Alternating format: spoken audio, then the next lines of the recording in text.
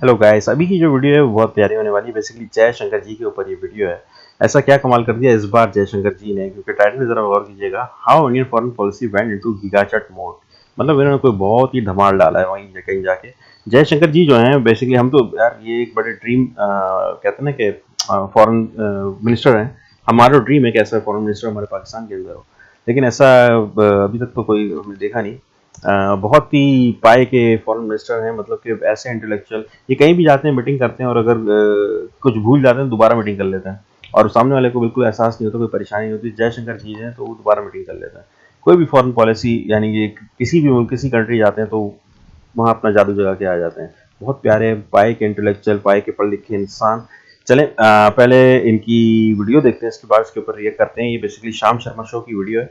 पहले देखते हैं इन्होंने क्या दिखाया, उसके बाद हम अच्छा सा रिएक्ट करते हैं। तो इस हफ्ते भारत के foreign minister S Jaishankar Russia गए एक स्ट्रेटेजिक मीटिंग करने के लिए, ये जानते हुए कि इससे वेस्टर्न देशों को बहुत चिढ़ मचने वाली है। तो ये देखिए, पुरानी इंडियन पॉलिसी से बहुत बड़ा चेंज है। हम सबको पता है कि पुरानी इंडियन फॉरेन पॉलिसी कैसी दिखा करती थी। पुरानी इंडियन पॉलिसी को ले लो पॉलिसी बोला जाता था। कश्मीर चाहिए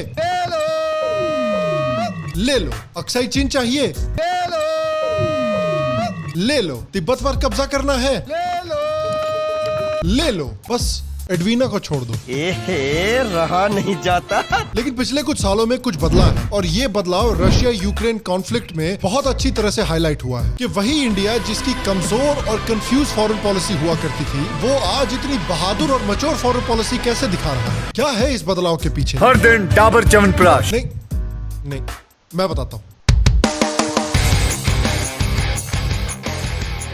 हेलो, शाम शर्मा शो के इस एपिसोड में आपका बहुत बहुत स्वागत है। मैं हूं सेकुलरिज्म का सीईओ शाम शर्मा। आज मुझसे जुड़ने के लिए, आज का ये एपिसोड देखने के लिए आपका बहुत बहुत धन्यवाद और आप सबको एक सेकंड प्रणाम। देखिए, जब से भारत को स्वतंत्रता मिली है तब से भारत में एक क्राइसिस ऑफ कॉन्फिडेंस रहा है। हमें दशकों तक ये सिखाया गया कि हमारा कल्चर बैकवर्ड है, हमारा सिविलाइजेशन बहुत खराब है, हमें इसे रिजेक्ट करना चाहिए और इससे शर्मिंदा फील करना चाहिए। और यही लो कॉन्फिडेंस हमारी फॉरेन पॉलिसी में भी दिखता था कि जब इंडियन आर्मी के पास ये ताकत थी कि वो पाकिस्तान को हराकर पूरा कश्मीर वापस ले सके, उस समय पर हमारी लीडरशिप ने सीज फायर करवा दिया और कश्मीर को एक इंटरनेशनल इशू बना दिया। चाइना के साथ पंचशील की ट्रीटी साइन करके इंडिया ने ये अनाउंसमेंट कर दी कि हम चाइना को अनकंडीशनल सपोर्ट दिखाने को तैयार हैं। इसके बावजूद कि चाइना ने इंडिया को कभी भी रिस्पेक्ट नहीं दिया है। और ये बेवकूफी हमें तब दिखी जब चाइना ने आकर अक्साई चीन ले लिया और इंडिया ने बोला चाइना ने जाकर तिब्बत पर कब्जा कर लिया और इंडिया ने बोला तो हमारी इतनी जमीन और हमारे हजारों सैनिक होने के बावजूद इंडिया फिर भी हिंदी चीनी भाई भाई और पंचशील के उसूलों की बात करते रहते थे। इंडिया साला वो बंदा है कि उसकी गर्लफ्रेंड ने उसको छोड़ के किसी और के साथ शादी भी कर ली, लेकिन वही बंदा अपनी एक्स गर्लफ्रेंड की शादी पे जाके सबसे जोर जोर से नाचेगा। इंडिया ये भूल गया कि भैया दो हाथ चाहिए होते हैं ताली बजाने के लिए, एक हाथ से सिर्फ थप्पड़ पड़ता है। टू बी फेयर, देखिए, हमारी हिस्ट्री में ऐसे मोमेंट्स भी थे जब इंडिया ने एक स्ट्रॉन्ग फॉरेन पॉलिसी दिखाई। फॉर एग्जांपल 1971 के वॉर में अमेरिका और यूके दोनों ने पाकिस्तान को सपोर्ट किया था, लेकिन इंडिया ने अपना नेशनल इंटरेस्ट देखते हुए अमेरिका और यूके के खिलाफ जाकर पाकिस्तान से जंग जीती और बांग्लादेश को पाकिस्तान से आजाद करवाया। लेकिन इस तरह के वाक्य जो हैं वो नॉर्म नहीं है बल्कि एक्सेप्शन है। और फिर से इंडिया की फॉरेन पॉलिसी उस कंफ्यूज स्टेट में आ गई जो हमने 2009 में शर्म एल शेख में देखा था, जब इंडिया ने पाकिस्तान के साथ एक जॉइंट स्टेटमेंट निकाला जिसमें इंडिया ने बेसिकली ये कबूल कर लिया कि उनका हाथ है बलूचिस्तान इंडिपेंडेंस मूवमेंट में, जो कि इंडिया के लिए वर्ल्ड स्टेज पे एक बहुत शर्मिंदगी की बात थी। और बेसिकली इंडिया पाकिस्तानी प्रोपेगेंडा के झांसे में आ गया। कैसी लगी? तो उन पंचशील के उसूलों को, उस शर्मिंदगी को आप आज की सिचुएशन से कंपेयर कीजिए और आज देखिए किस तरह के स्टेटमेंट हमारे फॉरेन मिनिस्टर एस जयशंकर दे रहे हैं वर्ल्ड स्टेज पे। I think I'm entitled to have my own side. I'm entitled to weigh my own interests, make my own choices. Europe has to grow out of the mindset that Europe's problems are the world's problems, but the world's problems are not Europe's problems. If you are looking at energy purchases from Russia, I would suggest that your attention should be focused on Europe. Looking at the figures, probably our total purchases for the month would be less than what Europe does in an afternoon. Damn, boy. Damn, boy. Hardeep Puri ने भी ये देखकर बोला कि भाई हम इनको अकेले चैट नहीं बनने देंगे। Chinese oil goes through, Russian oil goes to China through the pipeline, it is exempt. Japan can buy it. So I'd like to find out whom the price cap is aimed at. India will respond according to its supreme national interest. What we have a concern on is that if you want to make the transition from the current position to green energy, you have to survive the present. India ने Russia Ukraine conflict के बाद हाल में ही clearly ये बोला है कि western देश हमको ये नहीं सिखा सकते कि हम रशिया से कैसी रिलेशनशिप रखें। इंडिया ने क्लियरली ये कहा है कि इंडिया की रशिया के साथ एक टाइम टेस्टेड और रिलायबल रिलेशनशिप रही है। इंडिया ने कहा है कि हम ये युद्ध नहीं चाहते, हम चाहते हैं कि ये युद्ध खत्म हो जाए, लेकिन हम आपके कहने पे रशिया से अपनी रिलेशनशिप नहीं तोड़ेंगे। जैसा कि मैंने आपको पहले बताया, 1971 के वॉर में जब यूएसए और यूके भारत के खिलाफ खड़े थे, तब रशिया ने भारत को सपोर्ट किया था। भारत की एक स्ट्रेटेजिक मिलिट्री पार्टनरशिप है रशिया के साथ, भारत की एक स्ट्रेटेजिक इकोनॉमिक पार्टनरशिप है रशिया के साथ, और उन सब चीजों से भी ज्यादा इंपॉर्टेंट ये बात है कि इंडियन गवर्नमेंट का कर्तव्य सबसे पहले भारत की जनता की तरफ है। जिस तरीके से भी अफोर्डेबल रिसोर्सेज भारतीय जनता को मिल सकते हैं, वो तरीका भारत अपनाएगा। और अगर आप सोचिए तो पुरानी फॉरेन पॉलिसी के कंपैरिजन में ये काफी बोल्ड स्टेटमेंट्स हैं। तो अब हमारे सामने दो सवाल खड़े होते हैं कि इंडिया जो है अब वेस्टर्न देशों को क्यों ललकार रहा है, और दूसरा सवाल कि यार इस कंफ्यूज्ड डरपोक देश को इतना कॉन्फिडेंस आया कहां से। तो पहले सवाल का जवाब देखने के लिए पहले ये समझते हैं कि भारत जो है वेस्टर्न देशों से अपनी रिलेशनशिप तोड़ना नहीं चाहता। वो चाहता है कि वेस्टर्न देशों से इनकी रिलेशनशिप स्ट्रांग रहे, लेकिन इंडिया ये चाहता है कि वेस्टर्न देशों के साथ इनकी रिलेशनशिप म्यूचुअल रिस्पेक्ट पर बेस्ड होनी चाहिए। इंडिया ने हमेशा वेस्टर्न देशों को रिस्पेक्ट दिखाने की कोशिश की है, लेकिन क्या वेस्टर्न देशों ने हमेशा इंडिया को रिस्पेक्ट दिखाई है? वेस्टर्न देश इंडिया की निंदा कर रहे हैं रशिया से तेल खरीदने के लिए, लेकिन वही वेस्टर्न देश आज भी बड़ी मात्रा में रशिया से गैस खरीद रहे हैं। हम करें तो हरासमेंट, आप करें तो फ्लर्टिंग, हम करें तो बैकवर्ड, आप करें तो माइंडफुलनेस। क्या बकवास मचा रखा है ये। उसके ऊपर से वेस्टर्न देशों ने 1971 के युद्ध में पाकिस्तान को सपोर्ट किया था। ठीक है, मैं समझ सकता हूं कि उस समय कोल्ड वॉर चल रहा था, कोल्ड वॉर की पॉलिसी कुछ और थी, लेकिन आज का भारत कोल्ड वॉर का भारत तो नहीं है। लेकिन उसके बावजूद वेस्टर्न देश की ऑर्गेनाइजेशंस हैं, एमनेस्टी और ग्रीन पीस जैसे, जो हमेशा भारत की डेमोक्रेसी पे सवाल खड़ा करने के लिए पहुंच जाते हैं। वेस्टर्न गवर्नमेंट फंडेड ऑर्गेनाइजेशंस हैं, यूएससीआईआरएफ जैसे, जिनके हिसाब से पिछले 8 सालों में अचानक से भारत की डेमोक्रेसी खतरे में आ गई है। अलग अलग वेस्टर्न थिंक टैंक्स हैं, जिनके हिसाब से भारत की डेमोक्रेसी बेसिकली कोलैप्स करने वाली है। वेस्टर्न गवर्नमेंट से जुड़े हुए मिशनरी ग्रुप्स हैं, जो भारत में आते हैं हिंदुओं का कन्वर्जन करने के लिए। उसको कंपेयर कीजिए रशिया से, जो उल्टा भारत की तारीफ करता है। So, India has made tremendous steps forward in development, and the future belongs to India. It can be proud of the fact that it's the largest democracy in the world. It can also be proud of its development momentum. Pakistan, जो कि दुनिया के terrorism का silicon valley है, उसको western देश दशकों से करोड़ों डॉलर भेजते हुए आ रहे हैं, हाई टेक वेपन्स भेजते हुए आ रहे हैं, जिन वेपन्स का, जिन पैसे का इस्तेमाल करके पाकिस्तान ना सिर्फ भारत में बल्कि पूरे इंडियन सब कॉन्टिनेंट में और मिडिल ईस्ट में आतंकवाद फैलाता है। जिस तरह डॉन को पकड़ना मुश्किल ही नहीं, नामुमकिन है, उसी तरह से पाकिस्तान को FATF की ग्रे लिस्ट में रखना मुश्किल नहीं साला नामुमकिन है। बार बार लिस्ट से बाहर आ जाता है। वेस्टर्न देशों ने कई बार पाकिस्तान को सपोर्ट किया है कश्मीर इशू पर, बायलैटरल इशू बनाने की कोशिश की है इसको।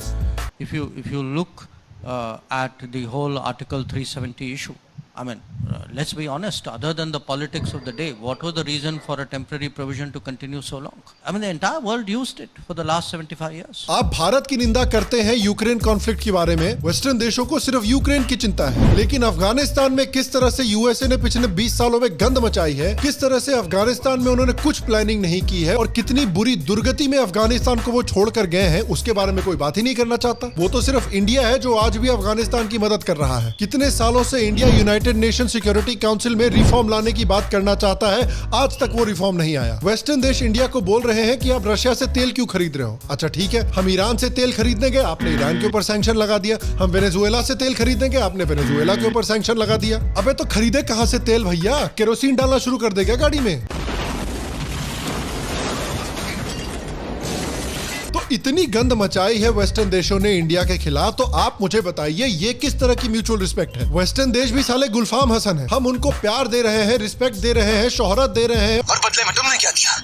नफरत और धोखा ये गुनाह है। और अब तो सिचुएशन बहुत ही खतरनाक बना दी है वेस्टर्न देशों ने। फॉरेन मिनिस्टर एस जयशंकर ने कहा कि यूक्रेन कॉन्फ्लिक्ट के बाद हमें देखने को मिला कि वेस्टर्न देश किस तरह से दूसरे देशों के ऊपर ट्रेड, डेट और टूरिज्म जैसी चीजों का इस्तेमाल करके भी प्रेशर बनाने की कोशिश करते हैं। जिन देशों पर वेस्टर्न देश प्रेशर बनाना चाहते हैं वहां पर टेक्नोलॉजी रिस्ट्रिक्ट कर देते हैं, उन देशों के एसेट्स फ्रीज कर देते हैं। तो इस तरह के टैक्टिक्स का अगर इस्तेमाल किया जाएगा किसी देश के ऊपर तो वो तो देश बर्बाद हो जाएगा। और इन वेस्टर्न देशों के टैक्टिक्स को देखकर इंडिया रियलाइज कर रहा है कि इंडिया को इंडिपेंडेंट सप्लाई चेन्स और स्ट्रेटेजिक ऑटोनॉमी डेवलप करने की जरूरत है। और इसलिए इंडिया खुद की यूनिक फॉरेन पॉलिसी को फॉलो करना चाहता है। कोल्ड वॉर के समय पर देखिए दुनिया के सिर्फ दो एक्सिस हुआ करते थे, एक वेस्टर्न देश होते थे, एक रशिया हुआ करता था। लेकिन आज के जमाने में हालात डिफरेंट है। आज की दुनिया में दो से ज्यादा एक्सिस है। वेस्टर्न देश है, रशिया है, चाइना भी एक एक्सिस बन चुका है और इंडिया भी एक एक्सिस की तरह उभर कर आ रहा है। Always be two axes. At this point, I think it's an understood, accepted fact that you have the West,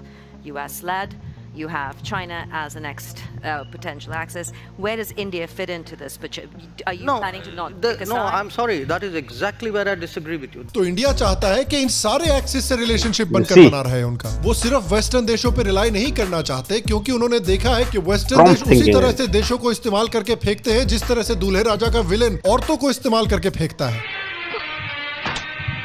और इंडिया की फॉरेन पॉलिसी ऐसी है कि दुश्मन देश इंप्रेस होकर बैठे हुए हैं। इमरान खान तारीफ कर रहा है हमारे फॉरेन पॉलिसी की। फॉरेन मिनिस्टर को उन्होंने कहा कि रूस से तेल ना खरीदो। उसने आगे से कहा तुम कौन होते हो मैं कहने वाले, यूरोप खरीद रहे तेल उनसे, हमारे लोगों की जरूरत है, हम खरीदेंगे। ये होता है आजाद मुल्क। यूएई तारीफ कर रहा है इंडिया की फॉरेन पॉलिसी की। मतलब बताइए क्या हालत हो रखी है कि मुस्लिम देश जो कुफारों का विनाश करना चाहते हैं वो तारीफ कर रहे हैं काफिर भारत की। इंडिया की फॉरेन पॉलिसी ने तो मैट्रिक्स में ग्लिच कर दिया है भैया।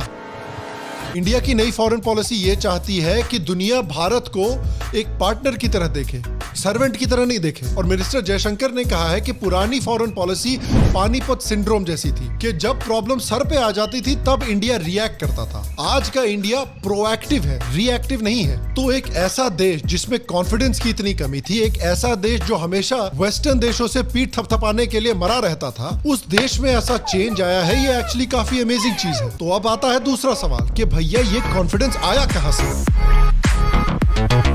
देखिए दो जगह से ये कॉन्फिडेंस आता है। पहली जगह कि इंडिया की इकोनॉमिक, मिलिट्री और पॉलिटिकल ताकत बढ़ रही है। दुनिया ने देखी है कि इंडिया ने मोर और लेस अच्छे से कोविड को मैनेज किया है। इनफैक्ट खुद का डोमेस्टिक वैक्सीन भी क्रिएट किया है। इंडिया ने कोविड के समय पर जिस तरह से जन धन योजना का इस्तेमाल करके लोगों को पैसा और खाना पहुंचाया है, जिससे इंडिया की इकोनॉमिक रिकवरी भी इतनी अच्छी हुई है, उससे भी पूरी दुनिया इंप्रेस्ड है। इंडिया की जो इकोनॉमिक रेलेवेंस है वो दुनिया में बढ़ रही है। इंडिया काउंटर टेररिज्म में और क्लाइमेट चेंज से लड़ने में भी सबसे आगे खड़ा है। तो एक तो यहां से कॉन्फिडेंस आ रहा है। दूसरी जगह जहां से कॉन्फिडेंस आ रहा है वो ये है कि इंडिया फाइनली अपने सिविलाइजेशन में, अपनी कल्चरल धरोहर में गौरव फील कर रहा है। और इस गौरव की वजह से, इस कॉन्फिडेंस की वजह से वापस जैसे इंडिया वर्ल्ड लीडर हुआ करता था उस वर्ल्ड लीडर बनने की तरफ बढ़ने की कोशिश कर रहा है। जैसा कि मिनिस्टर जयशंकर ने कहा, इंडिया मैटर्स नाउ। और फाइनली इंडिया इस बात को रियलाइज कर रहा है। और इसीलिए इस मल्टीपोलर, मल्टी एक्सिस स्ट्रेटेजी को फॉलो करते हुए हाल में ही मिनिस्टर जयशंकर रशिया गए थे। रशिया के साथ स्ट्रेटेजिक पार्टनरशिप बढ़ाने का भी आश्वासन दिया, रशिया के साथ ट्रेड बढ़ाने की भी बात की। इंडिया फिर यूनाइटेड नेशन सिक्योरिटी काउंसिल में रिफॉर्म की बात कर रहा है। यहाँ तक कि इंडिया तो अमेरिकन डॉलर पर रिलायंस को भी कम करने की बात कर रहा है। अब देखिए इन सब चीजों का ये मतलब नहीं है कि इंडिया वेस्टर्न देशों से नफरत करता है। पिछले दशकों में